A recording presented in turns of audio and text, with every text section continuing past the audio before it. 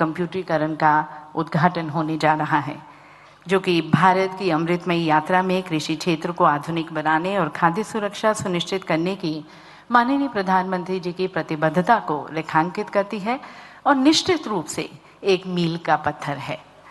तो दिव्य सज्जनों, सहकारी समितियों और किसानों के कल्याण को समर्पित इस विशेष कार्यक्रम में आप सभी का स्वागत करने के लिए मैं आमंत्रित करती हूं सचिव सहकारिता मंत्रालय आदरणीय डॉक्टर आशीष कुमार भूटानी जी को उनके स्वागत उद्बोधन के लिए।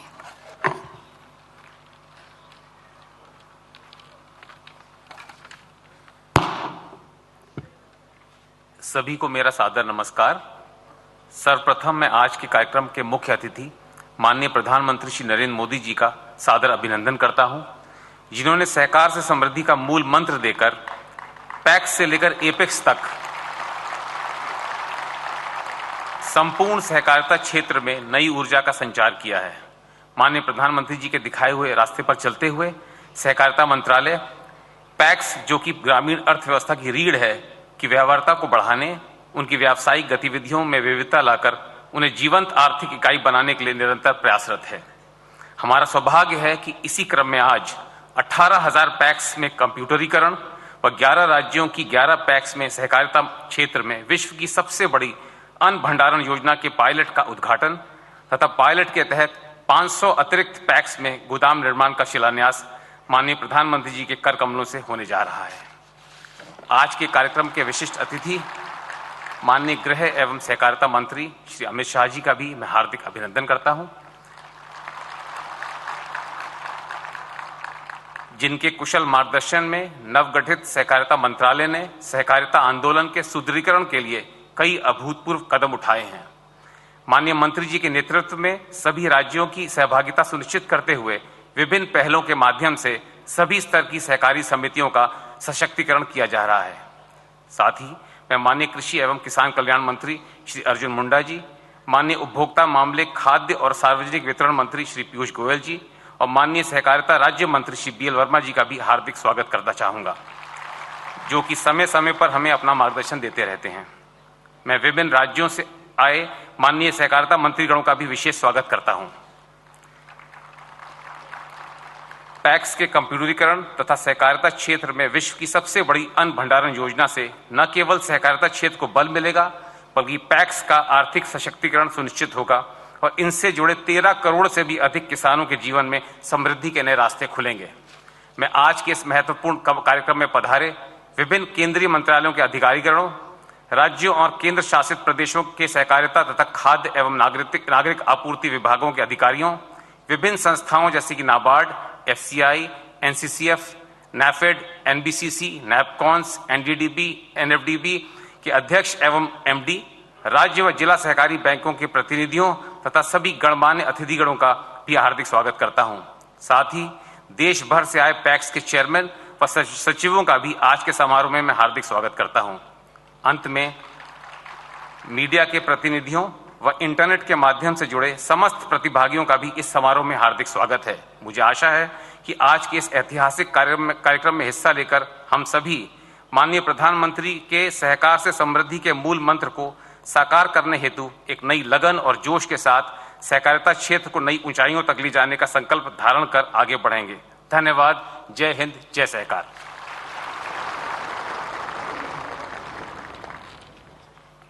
बहुत बहुत धन्यवाद सचिव महोदय। देवी सज्जनों, माननीय प्रधानमंत्री जी का समावेशी विकास को बढ़ावा देने के लिए सहकारी समितियों की क्षमता में अटूट विश्वास राष्ट्र निर्माण में सहकारी समितियों की भूमिका को मजबूत करता है और आज माननीय प्रधानमंत्री जी की हम सभी के साथ यहाँ पर उपस्थिति सहकारी समितियों के मनोबल को और बढ़ाती है। तो आइए माननीय प्रधानमंत्री जी का आभार सहित स्वागत करते हैं और मैं निवेदन करती हूँ हमारे सहकारिता मंत्रालय के पथ प्रदर्शक आदरणीय श्री अमित शाह जी से कि वे प्रधानमंत्री जी को फूल भेंट कर उनका स्वागत करें। शुभकामनाओं के साथ हम सभी की तरफ से।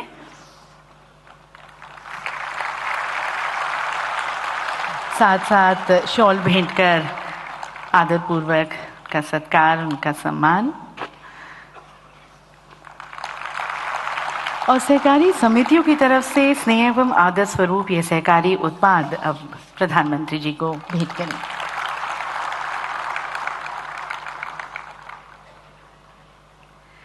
और अब मैं आदरणीय श्री अमित शाह जी, हमारे माननीय केंद्रीय गृह एवं सहकारिता मंत्री, उनसे अनुरोध करती हूं और आमंत्रित करती हूं उनके संबोधन के लिए।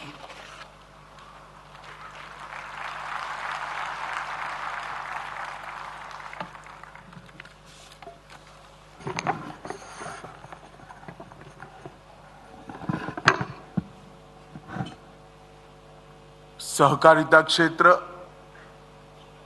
देश के किसान और ग्रामीण विकास तीनों क्षेत्र के लिए बहुत महत्वपूर्ण आज के कार्यक्रम में हम सब के बीच में मंच पर उपस्थित दुनिया के सर्वाधिक लोकप्रिय नेता और हमारे देश के आदरणीय प्रधानमंत्री श्रीमान नरेंद्र मोदी जी, जिनका बहुत बड़ा योगदान आज के भंडारण की योजना को लागू करने में रहा है, ऐसे मेरे साथी मंत्री श्रीमान अर्जुन मुंडा जी, पीयूष गोयल जी और BL वर्मा जी और देश भर से आए हुए सहकारी क्षेत्र के सभी उपस्थित कार्यकर्ता, प्रतिनिधि और नेतृत्व करने वाले नेतागण, देश भर की CSC से 1 लाख से ज्यादा CSC और करीब 35,000 पैक्स के माध्यम से जुड़े हुए लाखों किसान भाई और सहकारी कर्मचारियों से, सहकारी कार्यकर्ताओं से मैं आज हृदय पूर्वक आप सभी का यहाँ पर स्वागत करता हूँ। मित्रों, आज माघ पूर्णिमा का दिन है। माघ पूर्णिमा के दिन को हमारे यहाँ बहुत शुभ माना जाता है और प्रधानमंत्री मोदी जी ने सहकारी क्षेत्र के अंदर नए प्राण फूंकने की जो शुरुआत करी है, इसके लिए सबसे पहले लिए गए एक इनिशिएटिव और सबसे अंत में लिए गए दूसरे इनिशिएटिव, दोनों का शुभारंभ प्रधानमंत्री के कर कमलों से आज शुरू होने जा रहा है। ये हम सब के लिए बहुत बहुत आनंद का विषय है।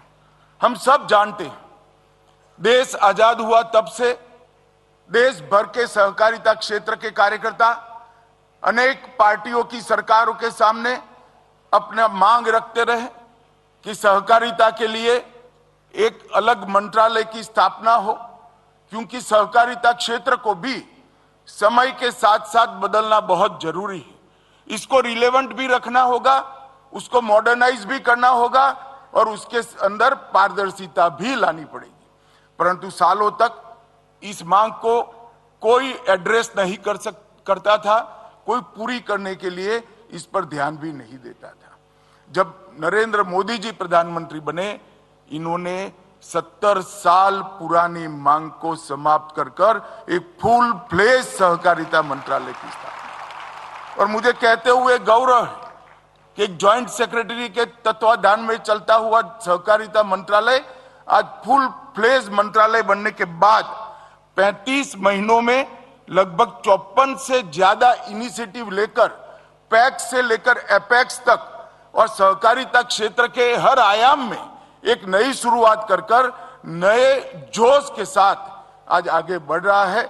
और मुझे पूरा विश्वास है कि सहकारिता क्षेत्र को लगभग 125 साल के बाद प्रधानमंत्री जी के इस फैसले से एक नया जीवन मिला है और अब इस निर्णय के कारण और 125 साल तक सहकारिता आंदोलन इस देश की सेवा करेगा, इसका मुझे विश्वास है। मित्रों, आज यहां से करीब 18,000 से ज्यादा पैक्स का कंप्लीट कंप्यूटराइजेशन आज से शुरू हो रहा है। इसका ट्रायल रन भी हो चुका है, लेगेसी डेटा को भी कंप्यूटराइज कर दिया गया है और यहां से मोदी साहब के क्लिक करने के साथ ही हर ट्रांजैक्शन कंप्यूटर से शुरू हो जाएगा। 18,000 पैक्स का मुझे बरोबर याद है, जब मोदी जी ने कैबिनेट के अंदर ये 29 जून 2022 को ये प्रस्ताव आया, तब कैबिनेट के मंत्रियों के सामने आशा रखी थी कि इसका जल्द क्रियान्वयन हो जाएगा, ये बहुत कठिन है। मगर मुझे आनंद है कि इतने कम समय के अंदर 65,000 में से 18,000 पैक्स क्रियान्वित हो चुके हैं और चुनाव के पहले और 30,000 पैक्स को हम क्रियान्वित कर कर लोगों को समर्पित करेंगे। ये पैक्स का कंप्यूटराइजेशन न केवल पारदर्शिता लाएगा, न केवल पैक्स को मॉडर्नाइज बनाएगा, इसके साथ साथ बिजनेस के कई सारे मौके भी जनरेट करेगा। हमने पैक्स के नए बायलॉज बनाए हैं और मुझे आनंद है कि पूरे देश की सरकारों ने इरिस्पेक्टिव ऑफ पॉलिटिकल पार्टी ये बायलॉज को स्टेट सब्जेक्ट होने के बावजूद एक्सेप्ट भी किया है, लागू भी कर दिया है और पैक्स तक पहुंचा भी दिया है। और वो बायलॉज लागू होते ही पैक्स 20 प्रकार के नए काम कर पाएगी। अब पैक्स डेयरी का भी काम कर पाएगी, पैक्स नीली क्रांति में भी जुड़ पाएंगे, पैक्स जल जीवन मिशन के पानी प्रबंधन का काम भी करेंगे, पैक्स अब भंडारण की क्षमता को भी बढ़ाने में योगदान दे पाएंगे, पैक्स सीएससी का भी काम करेंगे, पैक्स सस्ती दवाइयों की सस्ती दवाइयों की दुकान भी खोल पाएंगे, पैक्स पेट्रोल पंप भी चला पाएंगे और पैक्स उज्ज्वला योजना के डीलर भी बन पाएंगे। ढेर सारे कामों को आज पैक्स के माध्यम से सुचारू रूप से लागू करने का रास्ता जो खुला था बायलॉज से, आज कंप्यूटराइज होने से सारी चीजों के अकाउंट को एक ही सॉफ्टवेयर के अंदर समाहित कर लिया गया है और देश की हर भाषा में, किसान की भाषा में, गांव की भाषा में, हर भाषा में ये सॉफ्टवेयर अपनी भाषा में किसानों के साथ बात करता है और रोजिंदा कामकाज भी करेगा। लगभग 2500 करोड़ रुपए जितनी बड़ी रकम मोदी जी ने हमारी प्राइमरी इकाई, जो प्राथमिक इकाई है पैक्स को मजबूत करने के लिए लगाई है। इसका मुझे बहुत बड़ा आनंद और हर्ष है। मैं मोदी जी का धन्यवाद भी करना चाहता हूं। मित्रों, लगभग हमने योजना बनाई है, इसके हिसाब से अगस्त 24 तक इस देश के सभी पैक्स कंप्यूटराइज होकर इस सॉफ्टवेयर से काम हो जाएंगे और आज 18,000 पैक्स का शुरुआत मोदी जी के हाथ से हो रहा है। इसका मुझे आनंद है। मित्रों, आज इसके साथ साथ एक विश्व की सबसे बड़ी कोऑपरेटिव अन्न भंडारण योजना का भी शुरुआत होने जा रहा है। इसके लिए मैं थोड़ी विशेष बात करना चाहता हूं। हमारे मंत्रालय से इसका प्रारूप गया, कैबिनेट मसौदा गया। मोदी जी ने स्वयं 6 बार इसको हमारे साथ चर्चा की, 2 बार प्रेजेंटेशन देखा, सुझाव दिए और एक कंप्लीट योजना बनाकर किसानों के लिए मोदी जी ने इस देश को समर्पित किया है। और इसको लागू करने से पहले उन्होंने कैबिनेट की मीटिंग में हमारे मंत्रालय का मार्गदर्शन किया। ये बहुत बड़ी योजना है, एक नया इनिशिएटिव है। ढेर सारे मंत्रालय को समाहित कर ये योजना आगे बढ़ने वाली है। तो पहले इसका पायलट प्रोजेक्ट किया जाए, टीथिंग प्रॉब्लम का अभ्यास किया जाए और ये सारे टीथिंग प्रॉब्लम के निवारण के बाद ही इसको मास लेवल पर नीचे तक पहुंचाना जाए। प्रधानमंत्री जी, आज मुझे आनंद है, आपकी कल्पना के अनुरूप हमने 11 पैक्स में पायलट प्रोजेक्ट आज समाप्त कर दिया है और आपके कर कमलों से आज 11 गोडाउनों का उद्घाटन होने जा रहा है। ये बहुत बड़ा आनंद का विषय है। और इसके साथ साथ जो टीथिंग प्रॉब्लम आए थे, आपने जो हमारा मार्गदर्शन किया था, इसके लिए एक मंत्री समूह बनाया था। मंत्री समूह ने पूरे टीथिंग प्रॉब्लम का अभ्यास कर योजना को थोड़ा, बहुत ज्यादा नहीं मगर थोड़ा रिवाइव भी किया है और आज 500 गोडाउन का, 500 पैक्स के गोडाउन का भूमि पूजन भी आपके हाथ से हो रहा है। तो 511 गोडाउनों का काम एक प्रकार से आज चालू होगा। मित्रों, हमारे देश में अन्न उत्पादन के परिप्रेक्ष्य में हमारी भंडारण क्षमता केवल 47% और दुनिया भर के देश, अमेरिका में 161%, ब्राजील में 149%, कनाडा में 148%, चीन में 107%, पूरी दुनिया में उत्पादन से भंडारण क्षमता ज्यादा है। इसके कारण जब भाव रेट्स नीचे जाते हैं तो किसान अपना सामान भंडारण क्षमता का उपयोग कर स्टोर करता है और सुचारू रूप से उसको अच्छा भाव मिल सकता है, परंतु यहाँ पर ये सुविधा उपलब्ध नहीं थी। फूड कॉरपोरेशन ऑफ इंडिया को ही ये सारा भार निर्वहन करना पड़ता था, इसके बाद भी नहीं थी। अब हजारों पैक्स जब ये भंडारण क्षमता का विस्तरण करेंगे तो हमारे यहाँ भी 100% भंडारण क्षमता 2027 के पहले हम प्राप्त कर लेंगे और कोऑपरेटिव के माध्यम से प्राप्त करेंगे। ये हम सब के लिए आनंद का विषय है। मैं आज यहाँ पर आपको ये भी कहना चाहता हूँ, मोदी जी की दूरदर्शिता के कारण हमारा जो मार्गदर्शन किया है, ये योजना को कंप्लीट साइंटिफिक और सबसे मॉडर्न योजना बना गया है। गोडाउन होंगे तो छोटे, परंतु इनके अंदर रैक भी होगी, कंप्यूटराइज व्यवस्था होगी। इसके साथ साथ आधुनिक खेती के लिए जितने भी महंगे साधन है वो सारे साधन ये पैक्स बसाएंगे इस गोडाउन के माध्यम से। इसके साथ इसको लिंक कर दिया गया है। इसके अंदर ड्रोन भी होगा, ट्रैक्टर भी होंगे, कटाई के मशीन भी होंगे और दवाई के छिड़काव के भी मशीन होंगे। ये सारी चीजों को किसानों को किराए से उपलब्ध करने की योजना भी इसके साथ समाहित कर ली गई है। तो एक प्रकार से किसान की सारी आधुनिक खेती की व्यवस्थाओं को कंप्लीट रिक्वायरमेंट एक ही जगह से पैक्स से समाप्त हो जाए, इस प्रकार की रचना करी है। और इसके कारण किसान और पैक्स का रिश्ता भी गाढ़ा होगा, पैक्स वायबल भी होंगे और आने वाले दिनों में हमारी खेती को, हमारी कृषि को आधुनिक बनाने का भी काम होगा। मित्रों, मुझे विश्वास है कि आज मोदी जी के कर कमलों से जो 11 गोडाउन का उद्घाटन होने जा रहा है और 500 का भूमि पूजन होने जा रहा है, ये सारे सेंटर 511 सेंटर किसानों की सेवा में लंबे समय तक उपलब्ध रहेंगे। फिर से एक बार मैं आज देश भर में ऑनलाइन जुड़े हुए लाखों किसान, कई पैक्स 35,000 से ज्यादा पैक्स जुड़े हैं, 1 लाख से ज्यादा CSC जुड़े हैं और देश भर का सहकारिता का नेतृत्व तो आज इस सभागार के अंदर उपस्थित है। सहकारिता मंत्री भी उपस्थित है। सबकी ओर से प्रधानमंत्री जी का हृदय से धन्यवाद करता हूं और हमारे क्षेत्र को नए प्राण फूंकने के लिए आपका बहुत बहुत धन्यवाद। करोड़ों किसानों की ओर से भी आपका बहुत बहुत धन्यवाद।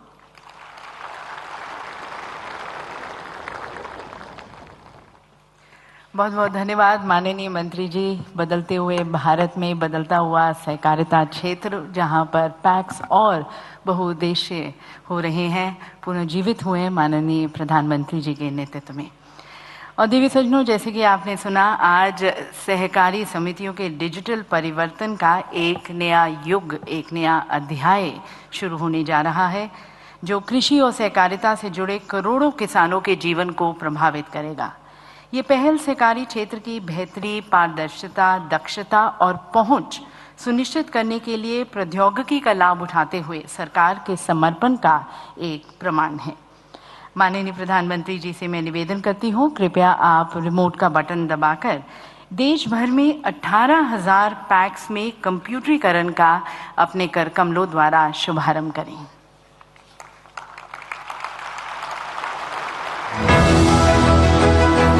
माननीय प्रधानमंत्री श्री नरेंद्र मोदी जी के कर कमलों द्वारा ई पैक्स का शुभारंभ। आज से देश भर की 18,000 पैक्स हुई पूर्णतया कंप्यूटरीकृत।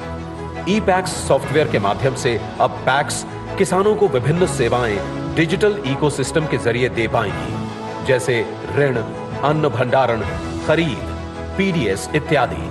पैक्स के ऑनलाइन होने से उनके संचालन, कार्यकुशलता, पारदर्शिता व जवाबदेही में सुधार आएगा तथा उनका कारोबार भी बढ़ेगा।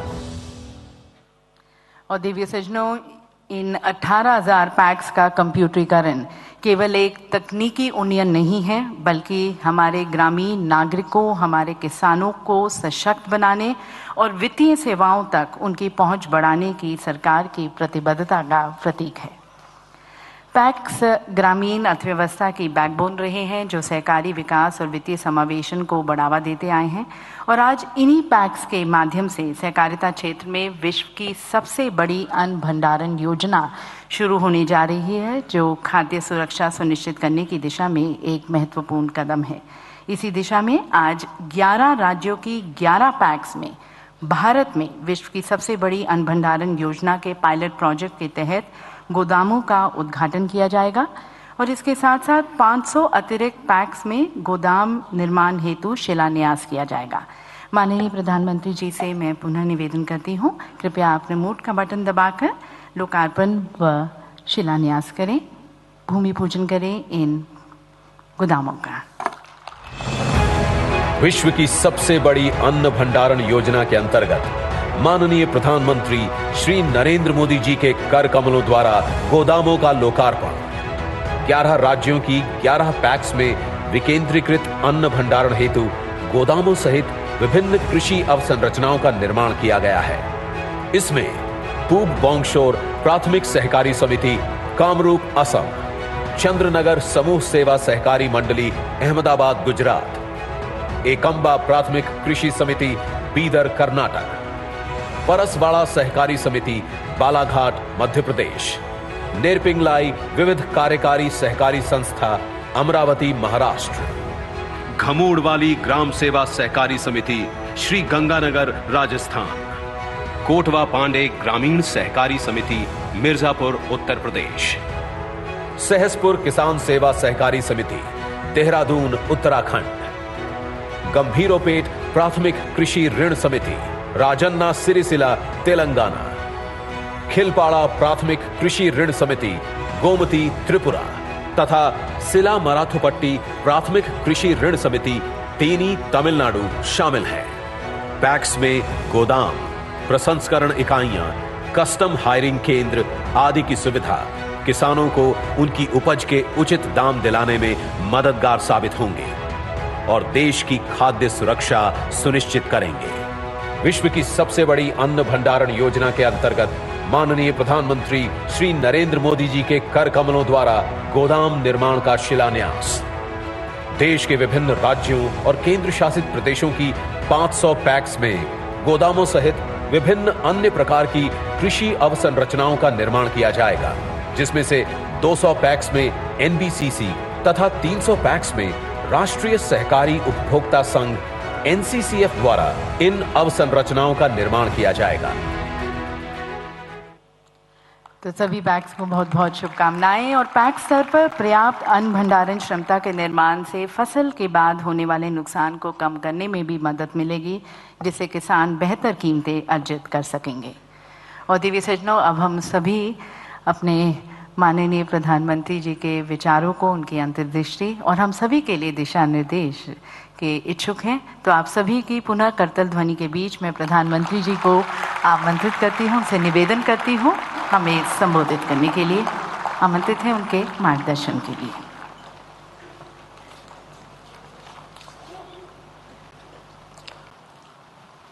देश के गृह एवं सहकारिता मंत्री श्रीमान अमित शाह, कैबिनेट में मेरे साथी अर्जुन मुंडा, श्रीमान पीयूष गोयल, राष्ट्रीय सहकारी समितियों के पदाधिकारीगण, अन्य महानुभाव, देवी और सज्जनों, आज भारत मंडपम विकसित भारत की अमृत यात्रा में एक और बड़ी उपलब्धि का साक्षी बन रहा है।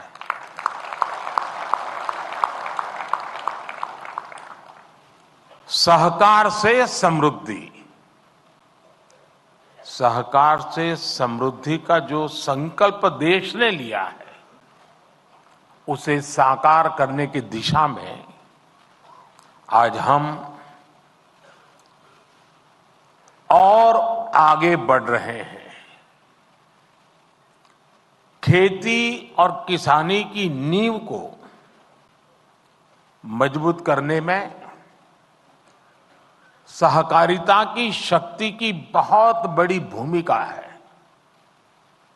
इस सोच के साथ हमने अलग सहकारिता मंत्रालय का गठन किया और अब इसी सोच के साथ आज का एक कार्यक्रम हो रहा है।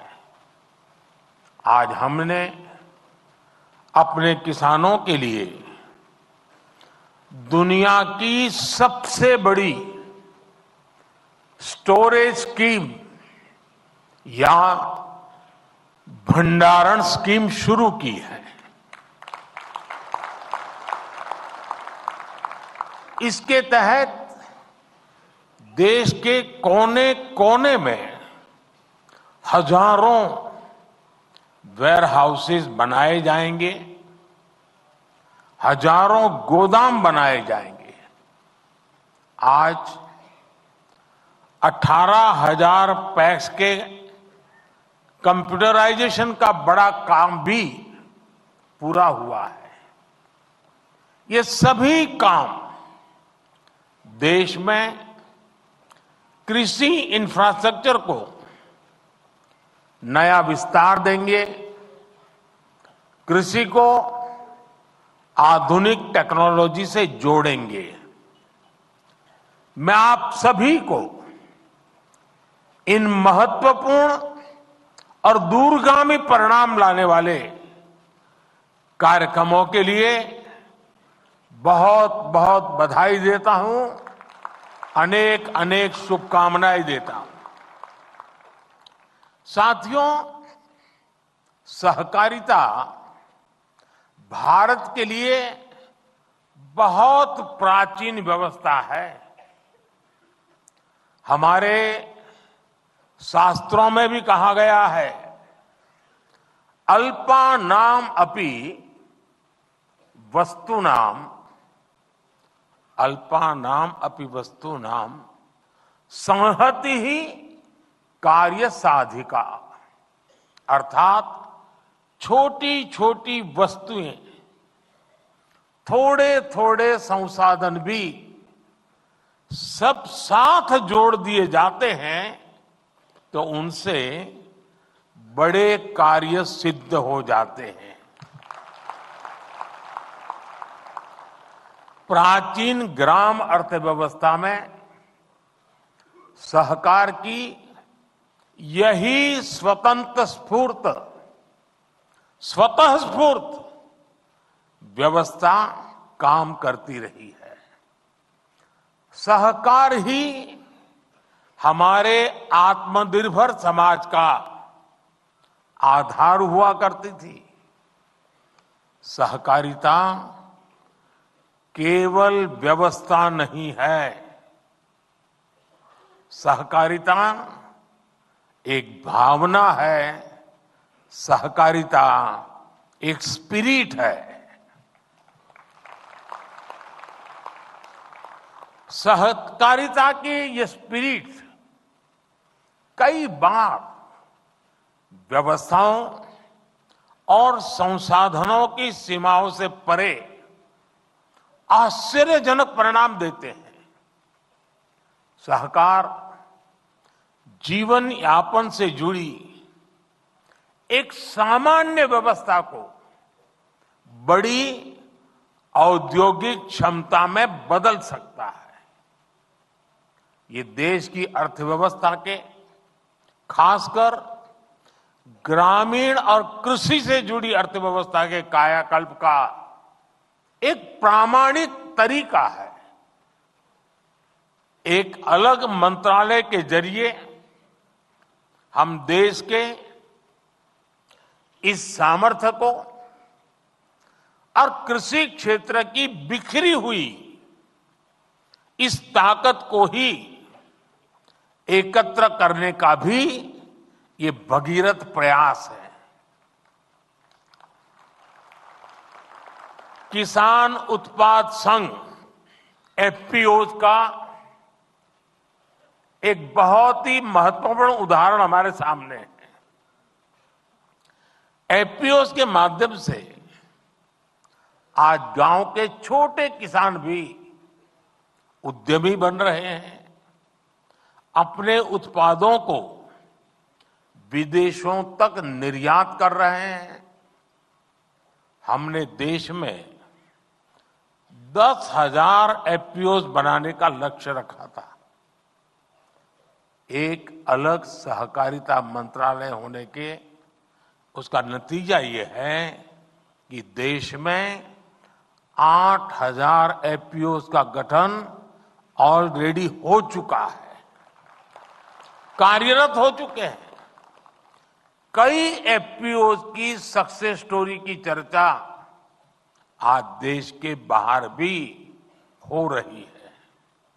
इसी तरह एक और संतोषजनक बदलाव ये आया है कि सहकारिता का लाभ अब पशुपालकों और मछली पालकों तक भी पहुंच रहा है। मछली पालन में आज 25,000 से ज्यादा सहकारी इकाइयां काम कर रही हैं। आने वाले 5 वर्षों में सरकार का लक्ष्य 2 लाख सहकारी समितियां बनाने का है और इनमें एक बड़ी संख्या फिशरीज सेक्टर की सहकारी समितियों की भी होने जा रही है। साथियों, सहकारिता की ताकत क्या होती है? गुजरात में मुख्यमंत्री के रूप में मैंने इस ताकत को अनुभव किया है।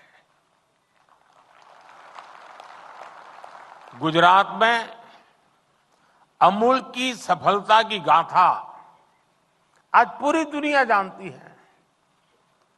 हम सब दुनिया भर के बाजार में पहुंच चुके लिज्जत पापड़ के बारे में भी जानते हैं। इन सभी आंदोलनों को मुख्य रूप से देश की महिलाओं ने ही लीड किया है। आज देश में भी डेयरी और कृषि में सहकार से किसान जुड़े हैं। उनमें करोड़ों की संख्या में महिलाएं ही हैं। महिलाओं के इसी सामर्थ्य को देखते हुए सरकार ने भी सहकार से जुड़ी नीतियों में उन्हें प्राथमिकता दी है। आप जानते हैं कि हाल में ही multi state cooperative society act में सुधार लाया गया है। इसके तहत मल्टी स्टेट कोऑपरेटिव सोसाइटी के बोर्ड में महिला डायरेक्टर्स होना अनिवार्य कर दिया गया है। हमारे देश में संसद में अगर नारी शक्ति वंदन अधिनियम पास होता है तो बहुत चर्चा होती है, लेकिन ये उतनी ही ताकत वाला बड़ा महत्वपूर्ण कानून हमने बनाया है, लेकिन बहुत कम लोग उसकी चर्चा करते हैं। साथियों, सहकारिता किसान की व्यक्तिगत समस्याओं का कैसे सामूहिक शक्ति से समाधान करती है, भंडारण भी इसका एक बड़ा उदाहरण है। हमारे यहां भंडारण से जुड़े इंफ्रास्ट्रक्चर के अभाव में किसानों को बहुत नुकसान उठाना पड़ता था। पिछली सरकारों ने कभी इस जरूरत पर उतना ध्यान ही नहीं दिया, लेकिन आज सहकारी समितियों के जरिए इस समस्या का हल किया जा रहा है। दुनिया की, ये अपने आप में बहुत बड़ी बात है, दुनिया की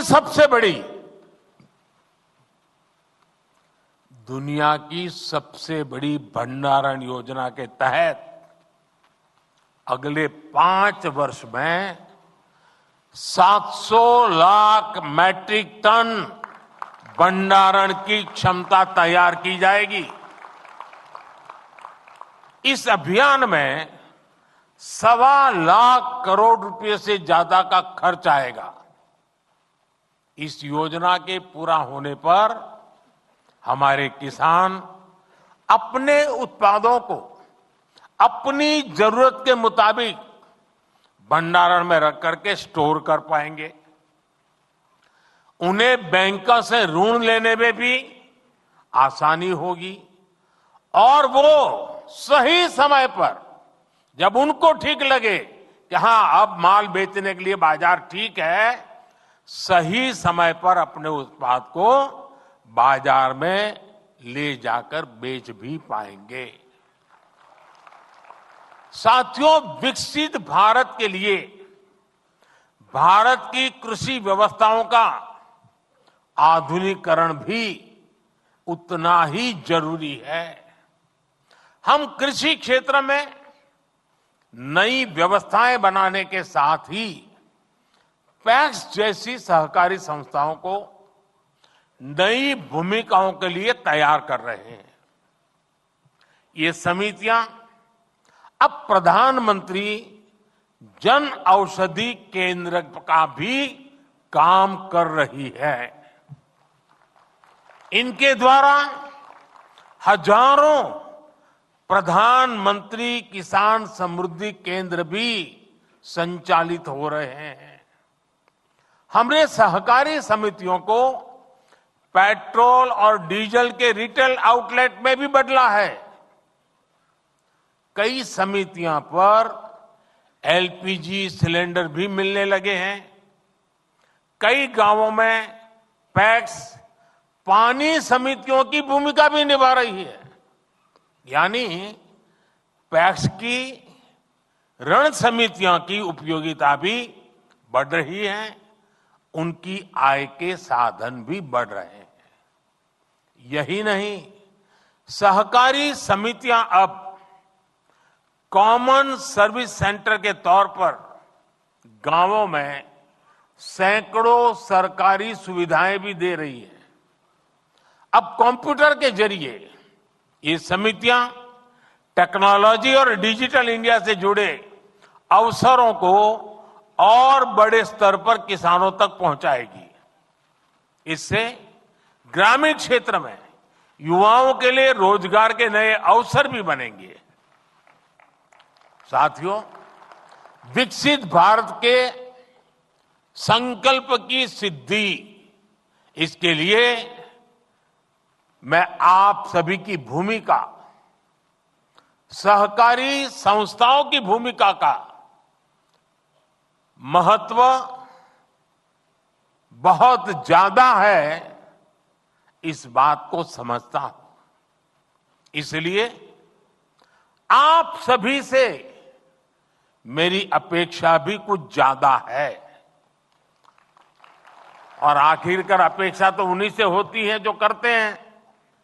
जो नहीं करते उनसे अपेक्षा कौन करेगा?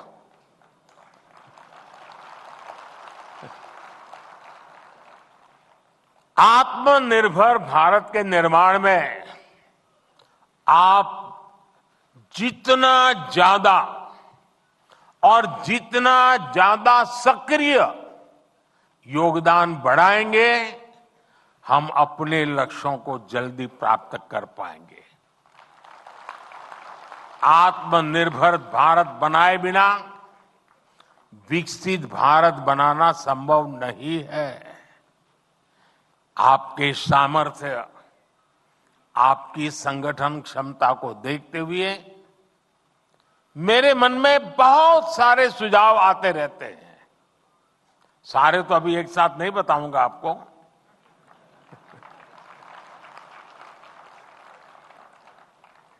लेकिन कुछ मैं इशारा करना चाहता हूं। जैसे मेरा सुझाव है कि हमारी कोऑपरेटिव एक लिस्ट बनाए कि कौन कौन सी चीजें ऐसी हैं जो आज हम बाहर से लाते हैं, विदेशों से लाते हैं, अब हम इंपोर्ट नहीं करेंगे। सहकारी क्षेत्र इसमें क्या कर सकता है? उनके लिए देश में ही एक सपोर्ट सिस्टम हमें बनाना है। ये जिम्मेदारी सहकारी संस्थाएं बहुत आसानी से ले सकती है। अब जैसे हम कृषि प्रधान तो देश कहलाए जाते हैं, लेकिन ये भी सच्चाई है कि जो कृषि प्रधान देश के रूप में हम पिछले 75 साल से गीत गाते रहते हैं, लेकिन ये दुर्भाग्य देखिए, हजारों करोड़ रुपए का खाने का तेल हर वर्ष इंपोर्ट करते हैं। खाने के तेल में हम आत्मनिर्भर कैसे हो? इसी मिट्टी में पैदा हुआ तिलहन, उससे निकला हुआ तेल हमारे नागरिकों के जीवन को अधिक ताकत दे सकता है। और इसके लिए अगर मेरे सहकार क्षेत्र के साथी काम न करे तो कौन करेगा? मैं सही कह रहा हूं कि नहीं कह रहा हूं? आप ही करेंगे ना? करना चाहिए ना? हमें अब आप देखिए, खाने का तेल भी बाहर से आता है और ऊर्जा के लिए जो तेल चाहिए गाड़ी चलाने के लिए, ट्रैक्टर चलाने के लिए, पेट्रोल, डीजल, ये फ्यूल से जुड़ा अपना इंपोर्ट बिल भी, इसको भी हमें कम करना है। इसके लिए हम इथेनॉल को लेकर आज बहुत बड़ा काम कर रहे हैं। बीते 10 वर्षों में इथेनॉल के प्रोडक्शन, खरीद और ब्लेंडिंग तीनों में कई गुना बढ़ोतरी हुई है। आज ये काम ज्यादातर चीनी मिलों के जिम्मे है और सरकारी कंपनियां उनसे इथेनॉल खरीदती है। क्या इसमें सहकारी समितियां नहीं आ सकती है क्या? जितनी ज्यादा आएगी उतना ही इसका स्केल और बढ़ जाएगा। दालों के इंपोर्ट को कम करने का, अब देखिए कृषि प्रधान देश, धार बाल से ला करके खाते हैं। दालों के इंपोर्ट को कम करने के मामले में भी मेरे सहकारिता क्षेत्र के लोग बहुत बड़ा काम कर सकते हैं, अग्रणी भूमिका निभा सकते हैं। मैन्युफैक्चरिंग से जुड़े भी अनेक छोटे छोटे सामान है जो हम सभी इंपोर्ट करते हैं, लेकिन कोऑपरेटिव्स की मदद से हम उन्हें देश में ही बना सकते हैं। साथियों, आज प्राकृतिक खेती पर हम बहुत बल दे रहे हैं। इसमें भी कोऑपरेटिव बहुत बड़ी भूमिका निभा सकते हैं। अन्नदाता को ऊर्जादाता और अन्नदाता को उर्वरक दाता बनाने में भी कोऑपरेटिव की बहुत बड़ी भूमिका है। अगर कोऑपरेटिव उसमें हाथ लगा दे, एकदम तेजी से परिणाम आ जाएगा। अब देखिए, रूफटॉप सोलर हो या फिर खेत की मेड़ पर छोटे छोटे सोलर पैनल लगाने हो, इसमें 50-100 किसान इकट्ठे होकर के एक सहकारी संस्था बना दे, मेड़ के ऊपर सोलर पैनल लगा दे और वो सहकारी संस्था बिजली पैदा करे, बिजली बेचे, किसान को भी बेचे, सरकार को भी बेचे। आसानी से सहकारी संस्थाएं काम कर सकती है।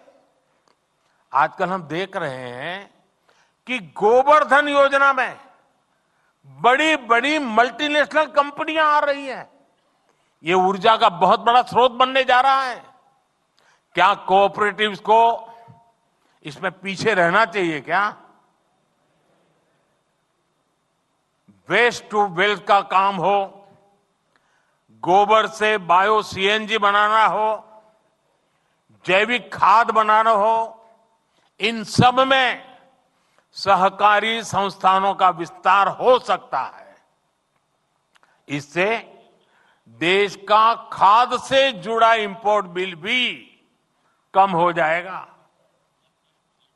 हमारे किसानों के, छोटे उद्यमियों के प्रोडक्ट्स की ग्लोबल ब्रांडिंग के काम में भी आपको आगे आना चाहिए। अब देखिए गुजरात का मैं, और पहले गुजरात में जो डेयरी थी सब अलग अलग नाम से काम करते थे। जब से अमूल एक ब्रांड बन गई, डेयरी बहुत है, अलग अलग है, लेकिन अमूल एक ब्रांड बन गई, आज ग्लोबली उसकी आवाज सुनी जाती है। हम भी हमारे अलग अलग उत्पाद का एक कॉमन ब्रांड बना सकते हैं। हमें अपने मिलेट्स यानी श्री अन्न, इस ब्रांड को हमारा लक्ष्य होना चाहिए।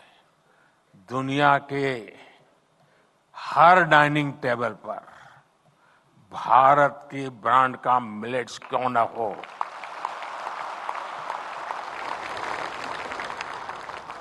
इसके लिए कोऑपरेटिव्स को एक व्यापक एक्शन प्लान बना करके आगे आना चाहिए। साथियों, गांव की आय बढ़ाने में सहकारिता का बहुत बड़ा योगदान हो सकता है। हमने तो डेयरी सेक्टर में एक स्पष्ट बदलाव होते हुए देखा है। अभी पिछले 3 दिन से मैं कहीं न कहीं सहकारी क्षेत्र कार्यक्रम में ही रहता हूं। पहले गया अहमदाबाद में, अमूल के 50 साल हुए थे। फिर कल बनारस में था, काशी में, वहां बनारस डेयरी का उद्घाटन किया था। बनारस का अनुभव है कि वहां डेयरी सहकारिता का आने से बहनों की, पशुपालकों की आय एकदम तेजी से बढ़ रही है। सहकारिता बढ़ने से एक और क्षेत्र में प्रवेश हुआ है। मैंने गुजरात के सहकारिता क्षेत्र के लोगों से आग्रह किया था कि आप शहद की दुनिया में आइए।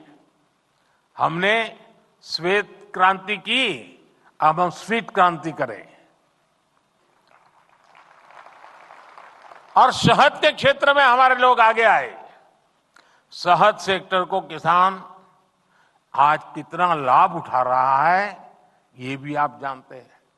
पिछले 10 वर्षों में शहद उत्पादन 75,000 मैट्रिक टन से बढ़कर अब लगभग 1.5 लाख मैट्रिक टन पहुंच चुका है। शहद के एक्सपोर्ट में भी 28,000 मैट्रिक टन से 80,000 टन की वृद्धि हुई है। 80,000 मैट्रिक टन की। इसमें नाफेड और ट्राइफेड के साथ साथ राज्यों की कोऑपरेटिव संस्थानों ने भी बड़ी भूमिका निभाई है। इस दायरे को हमें और अधिक बढ़ाना है। साथियों, गुजरात में हमने देखा है कि जब दूध का पैसा सीधा बहनों के खातों में जाना शुरू हुआ तो उसका एक सार्थक सामाजिक परिवर्तन आया। अब तो हमारी सहकारी समितियां, हमारे पैक्स कंप्यूटराइज हो चुके हैं। इसलिए अब यह सुनिश्चित होना चाहिए कि जो भी काम हो, जो भी पेमेंट्स हो, वो डिजिटली हो। विशेष रूप से कोऑपरेटिव बैंक्स को डिजिटल टेक्नोलॉजी को आत्मसात करने के लिए तेजी से काम करना चाहिए। एक और विषय सॉइल हेल्थ कार्ड का है। हमने मिट्टी की शहद की जांच के लिए सॉइल टेस्टिंग का इतना बड़ा प्रोग्राम बनाया है।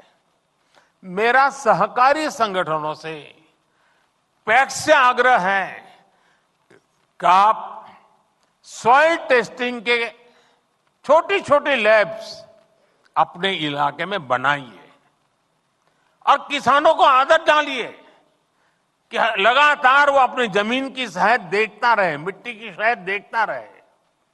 सॉइल टेस्टिंग का हम नेटवर्क बनाए। साथियों, सहकारिता में युवाओं और महिलाओं की भागीदारी कैसे बढ़े, इसको लेकर भी हमें अपने प्रयास बढ़ाने होंगे।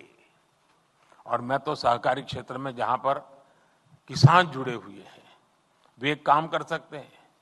साल में उनको कह सकते हैं कि आपको जो डिविडेंड वगैरह मिलता है, अब आपको मुफ्त में आपकी संस्था की तरफ से सॉइल टेस्टिंग करके दिया जाएगा।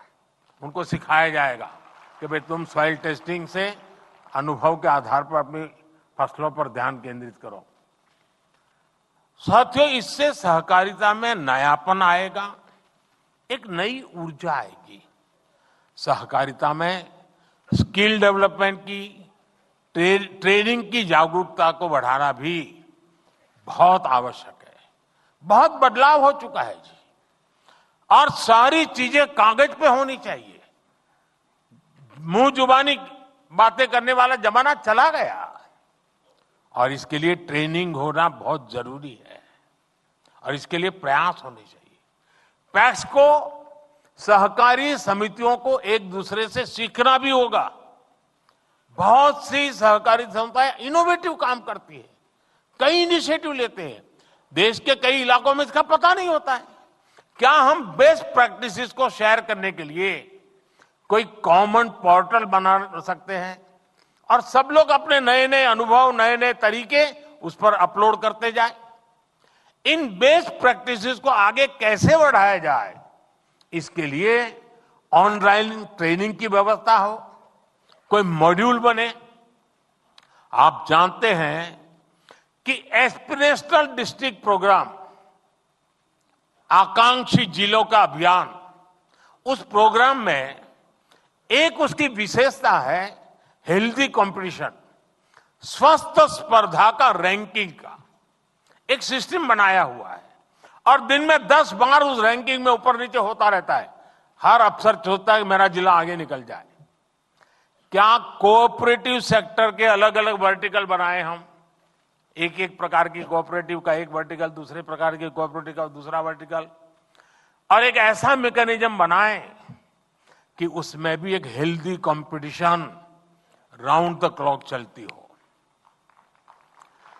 सहकारी संगठनों में ये स्पर्धा हो, बेस्ट परफॉर्म करने वालों को इनाम की व्यवस्था हो, ऐसी सहकारी संस्थाओं से नई चीजें बाहर आए।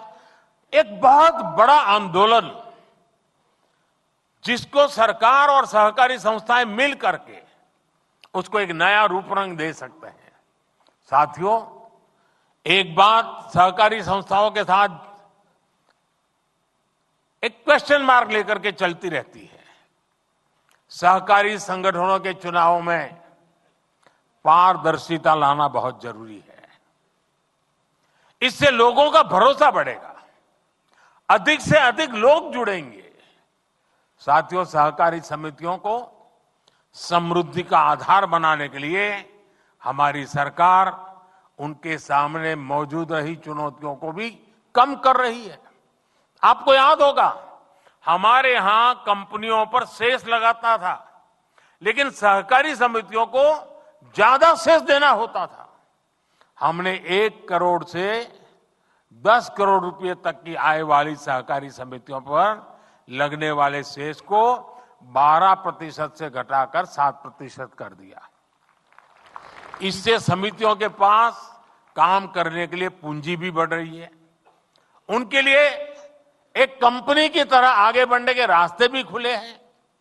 सहकारी समितियां और कंपनियों के बीच वैकल्पिक टैक्स भी पहले भेदभाव था। हमने समितियों के लिए न्यूनतम वैकल्पिक टैक्स को 18.5% से घटाकर 15% कर दिया, और कॉरपोरेट वर्ल्ड से हमने उसको बराबर ला करके खड़ा कर दिया। एक परेशानी ये भी थी कि सहकारी समितियों को 1 करोड़ से ज्यादा की निकासी पर टीडीएस देना पड़ता था। हमने निकासी की ये सीमा भी बढ़ाकर सालाना 3 करोड़ रुपए कर दी है। इस फायदे का इस्तेमाल अब सदस्यों के हित में हो सकेगा। मुझे विश्वास है, सहकार की दिशा में हमारे ये साझा प्रयास देश के सामूहिक सामर्थ्य के विकास की सभी संभावनाओं को खोलेंगे। इसी कामना के साथ आप सभी का मैं बहुत बहुत धन्यवाद करता हूं।